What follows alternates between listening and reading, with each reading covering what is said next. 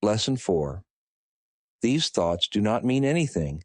They are like the things I see in this room, on this street, from this window, in this place. Unlike the preceding ones, these exercises do not begin with the idea for the day. In these practice periods, begin with noting the thoughts that are crossing your mind for about a minute, then apply the idea to them. If you are already aware of unhappy thoughts, use them as subjects for the idea. Do not, however, select only the thoughts you think are bad. You will find, if you train yourself to look at your thoughts, that they represent such a mixture that, in a sense, none of them can be called good or bad. This is why they do not mean anything. In selecting the subjects for the application of today's idea, the usual specificity is required. Do not be afraid to use good thoughts as well as bad. None of them represents your real thoughts, which are being covered up by them.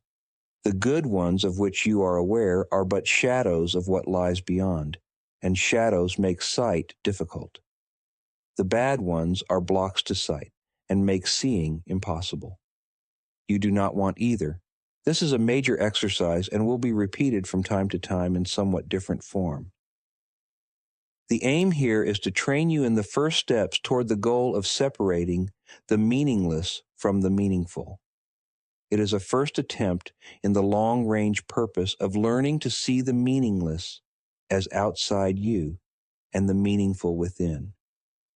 It is also the beginning of training your mind to recognize what is the same and what is different. In using your thoughts for application of the idea for today, identify each thought by the central figure or event it contains. For example, this thought about preceding does not mean anything.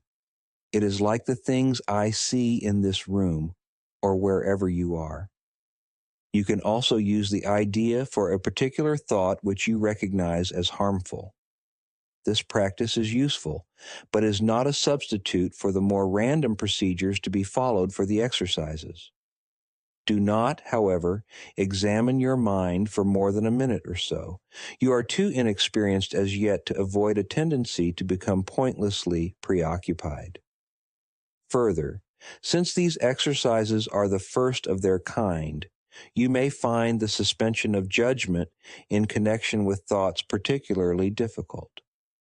Do not repeat these exercises more than 3 or 4 times during the day. We will return to them later.